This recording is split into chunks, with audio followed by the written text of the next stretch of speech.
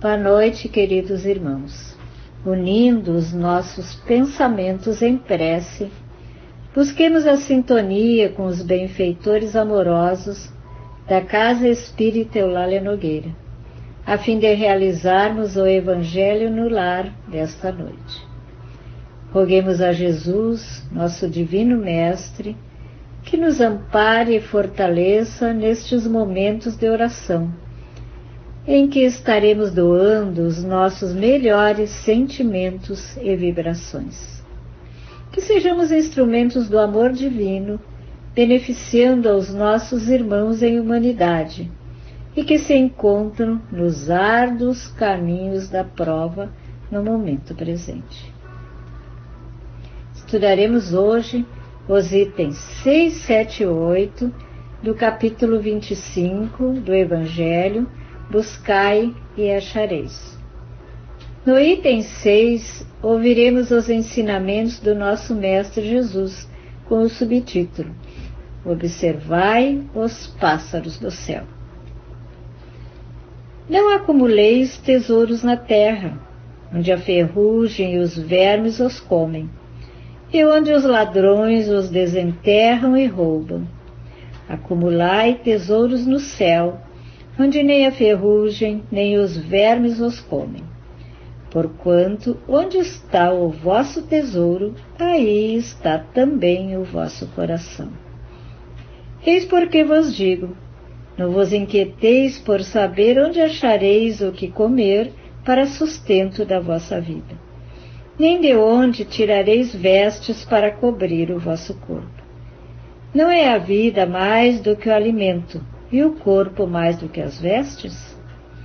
Observai os pássaros do céu, não semeiam, não ceifam, nada guardam em celeiros, mas vosso Pai Celestial os alimenta. Não sois muito mais do que eles? E qual dentre vós o que pode, com todos os seus esforços, aumentar de um côvado a sua estatura? Porque também vos inquietais pelo vestuário? Observai como crescem os lírios dos campos. Não trabalham nem fiam. Entretanto, eu vos declaro que nem Salomão, em toda a sua glória, jamais se vestiu como um deles. Ora, se Deus tem o cuidado de vestir dessa maneira a erva dos campos, que existe hoje, e amanhã será lançada na fornalha, quanto maior cuidado não terá em vos vestir, ó homens de pouca fé. Se vos inquietais, pois, dizendo: que comeremos, ou que beberemos, ou de que nos vestiremos? Como fazem os pagãos que andam à procura de todas essas coisas. Porque vosso Pai sabe que tendes necessidade delas. Buscai primeiramente o reino de Deus e a sua justiça, que todas essas coisas vos serão dadas de acréscimo. Assim, pois, não vos ponhais inquietos pelo dia de amanhã, porquanto o amanhã cuidará de si. A cada dia basta o seu mal. Mateus, capítulo 6, versículos de 19 a 21 e 25 a 34. Nos itens 7 e 8, Kardec analisa a passagem do Evangelho de Mateus. Interpretadas à letra, essas palavras seriam a negação de toda previdência, de todo trabalho e, conseguintemente, de todo progresso. Com semelhante princípio, o homem limitar-se-ia a esperar passivamente. Suas forças físicas e intelectuais conservar-se-iam inativas. Se tal for a sua condição normal na Terra, jamais houvera ele saído do estado primitivo. E se dessa condição fizesse ele a sua lei para a atualidade, só lhe caberia viver sem fazer coisa alguma. Não pode ter sido esse o pensamento de Jesus, pois estaria em contradição com o que disse de outras vezes, com as próprias leis da natureza. Deus criou o homem sem vestes e sem abrigo, mas deu-lhe inteligência para fabricá-los. Não se deve, portanto, ver nessas palavras mais do que uma poética alegoria da providência, que nunca deixa o abandono os que nela confiam, querendo, todavia, que esses, por seu lado, trabalhem. Se ela nem sempre acode com o auxílio material, inspira as ideias com que se encontram os meios de sair da dificuldade.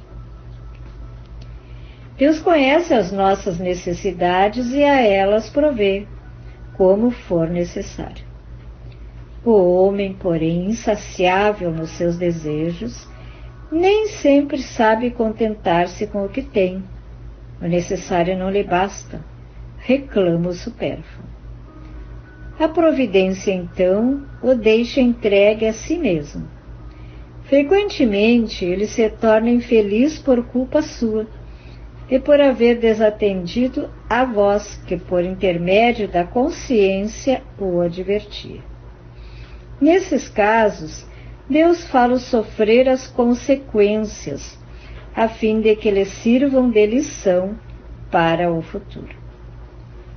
A terra produzirá o suficiente para alimentar a todos os seus habitantes, quando os homens souberem administrar, segundo as leis de justiça, de caridade e de amor ao próximo, os bens que ela dá. Quando a fraternidade reinar entre os povos, como entre as províncias de um mesmo império, o momentâneo supérfluo de um suprirá a momentânea insuficiência do outro, e cada um terá o necessário. O rico, então, considerar-se-á como um que possui grande quantidade de sementes. Se as espalhar, elas produzirão pelo cêntuplo para si e para os outros. Se, entretanto, comer sozinho as sementes, se as desperdiçar e deixar-se perca o excedente do que haja comido, nada produzirão, e não haverá o bastante para todos. Se as amontoar no seu celeiro, os vermes as devorarão. Daí o haver Jesus dito: não acumuleis tesouros na terra, pois que são perecíveis. Acumulai-os no céu, onde são eternos. Em outros termos, não ligueis aos bens materiais mais importância do que aos espirituais, e sabeis sacrificar os primeiros aos segundos. A caridade e a fraternidade não se decretam em leis.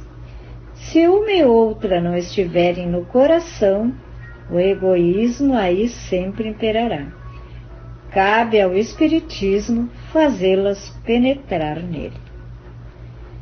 Meus queridos irmãos, meditando, pensando sobre as palavras do Mestre Jesus e de Allan Kardec, podemos entender que, sem dúvida, a providência divina não nos abandona em hipótese alguma. Seja qual for a situação, nos coloca em nossas vidas as condições necessárias para podermos viver com dignidade. Mas, como diz o codificador do Espiritismo, os homens muitas vezes são insaciáveis nos seus desejos, levados pelo orgulho, pelo egoísmo e pela vaidade. A vida material, para muitos, ainda é aquela que lhes permite satisfazer as paixões tão fortes no âmago do seu ser. Não despertaram para o entendimento da vida espiritual, que, como nos ensinam os espíritos amigos, é a nossa verdadeira vida.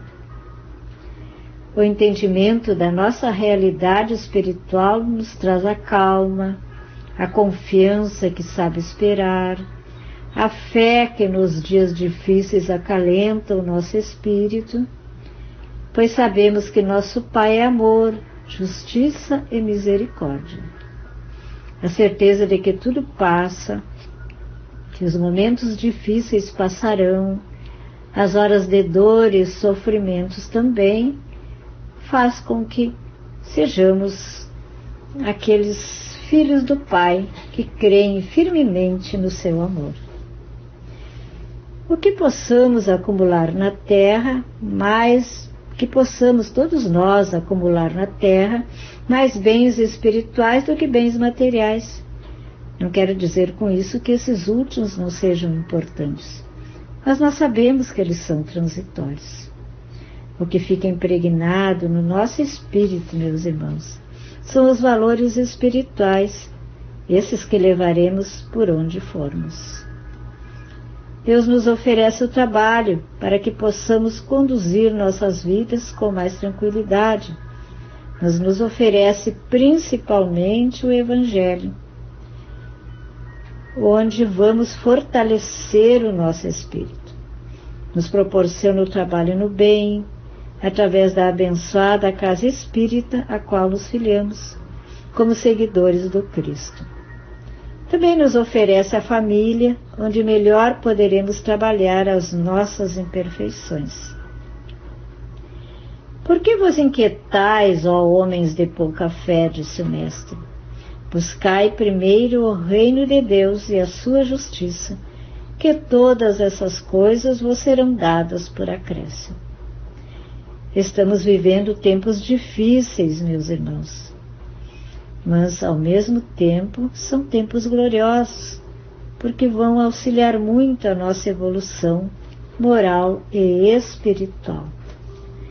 Para concluirmos nossas reflexões de hoje, buscamos ver no livro Caminho, Verdade e Vida o que nos diz Emmanuel, através da psicografia de Francisco Cândido Xavier, no capítulo 101, que tem por título Tudo em Deus.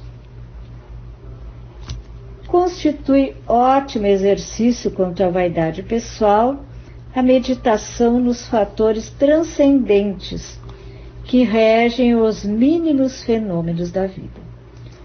O homem nada pode sem Deus. Os discípulos sinceros não ignoram que todas as suas possibilidades procedem do Pai amigo e sábio, que as oportunidades de edificação na terra, com a excelência das paisagens, recursos de cada dia, bênçãos dos seres amados, vieram de Deus, que os convida, pelo espírito de serviço, a ministérios mais santos. Agirão desse modo, amando sempre, aproveitando para o bem e esclarecendo para a verdade, retificando caminhos e acendendo novas luzes, porque seus corações reconhecem que nada poderão fazer de si próprios e honrarão ao Pai, entrando em santa cooperação nas suas obras. Assim, meus irmãos, vamos mais uma vez nos unir neste momento para vibrarmos, pedindo ao Mestre Jesus que fluidos balsamizantes possam atingir a todos os irmãos cujos nomes fazem parte deste Evangelho. Oremos também pelos trabalhadores da saúde, os doentes do corpo e da alma, aqueles irmãos que desencarnaram há pouco, os que se encontram em estado de depressão.